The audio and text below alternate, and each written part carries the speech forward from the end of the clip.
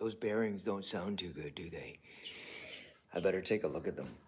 I'm just cleaning up. I have all this rough cut lumber in my shop, and it's been sitting here for many years.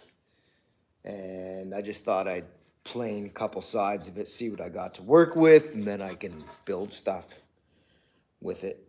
Or not. Depends on the quality of what's in there. In the corner, I have a bunch of stuff. It was all mills from trees that we had cut down, had our timbers milled from, and then it was leftover. So, yeah, it's still good stuff. I've made quite a few things. I've made a ladder for our loft, or for the loft to get in our cabin, and yeah, it's some good stuff here. Hickory, red oak. Anyway, those bearings don't sound too good on this thing. I've had this planer. It's a Harbor Freight Bauer 12-inch surface planer for around 8 years. I haven't had to do anything to it. I don't know. Are you supposed to do anything to it? The bearings? Any maintenance? Anybody know? I got to try to keep it going because this stuff's not that cheap to buy anymore. It was relatively inexpensive as planers go, but anyway, I put it through quite a few board feet through this thing,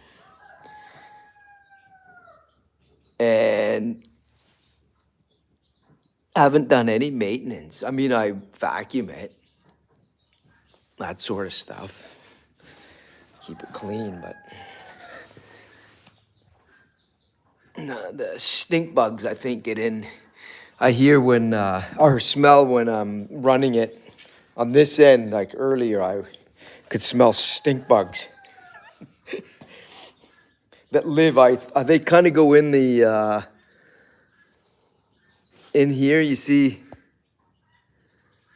in the motor, and probably just get cooked in there. And it's the same in some of my equipment too, if I haven't used it for a while, like this I've just been using. But anyway, yeah, stink bugs are everywhere. They're a real nuisance. But hey, look at my shop. It's gotten tidier, believe it or not. I know, it doesn't look like it, but I just put these here. And by the way, so some of the wood, here's another piece of red oak that was from the same one I was just cut it so I could run it through a little bit easier. But I'm putting some of the pieces up here. Put another couple rows here, just to close it in, give it a little bit different look. And yeah, and I have to make a shelf. So for my beekeeper wife. But by the way, look at our chicks. We just hatched them this week. Oh, cuties.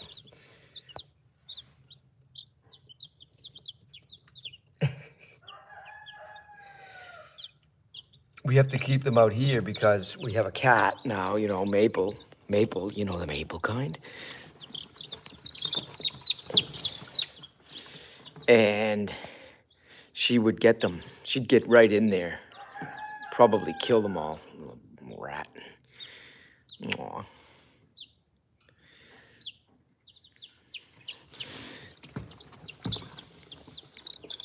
And guess, this is a question, like for a little sticker, what this stuff can be used for.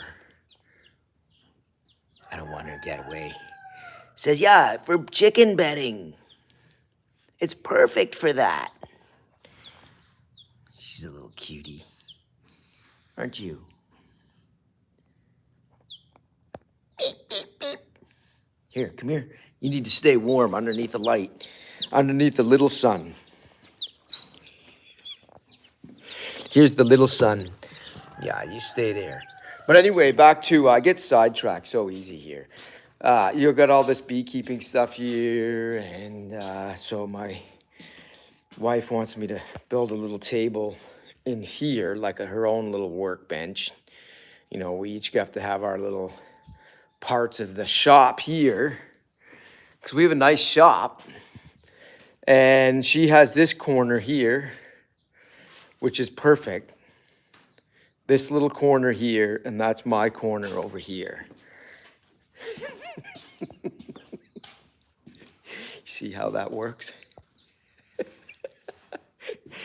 Anyway, yeah, so this we're gonna use that for the poultry bedding, and I just wanted to do a real quick, had a few minutes here, and now I got to go make a lasagna. So that's it was raining, good time to be in the shop. Now I got to go to make a lasagna for dinner. And on my way, I'm gonna go collect some firewood so we can have a fire. Doesn't that sound great? Hey, Joseph. Thanks for stopping by the channel. Appreciate you.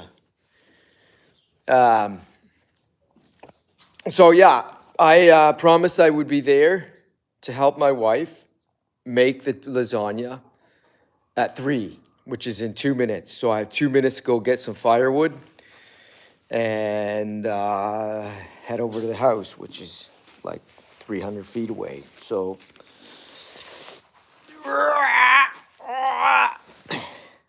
apron off.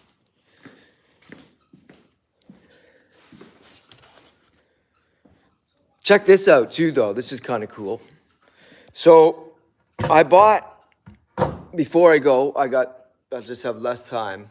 I bought this switch because I was going to take my friend Jimmy's little table saw he gave me, which was, for all intents and purposes, kind of dead. It was like intermittently working, and he said, "You want it?" And I said, "I guess so, Jimmy. I guess I'll take it. I love taking junk and seeing if I can make junk work again." And I thought it was just a switch issue, even though Jimmy warned me he didn't think it was, and he should know because he's older and wiser and about these things. And he said, "But take it if you want." So I did. So I bought this switch on Amazon. And it's supposed to go on a power tool, so you can see there. But and I hooked it all up to the saw and everything, but it didn't work. As Jimmy warned me, it might not.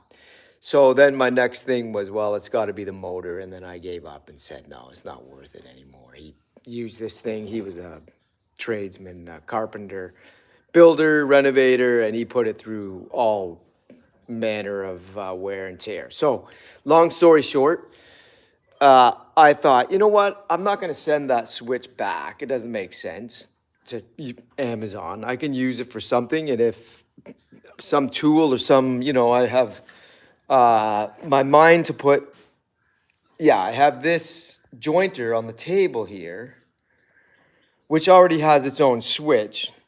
But if I have another tool that I want to mount on. See, here's the little table that came with that little Makita table saw, which I'm going to keep because it's decent. It's metal.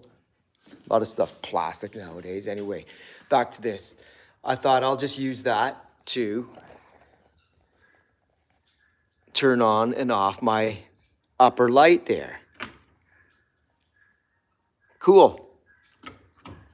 And because I had the light up there, because I sometimes need a lot more light than my LEDs will cast. Like if you're working on the bench and I'm an old man, so we need good lighting. So anyway, that's a temporary use for my more advanced switch that I need. Over and out. Gotta go. Peace out. Making lasagna now.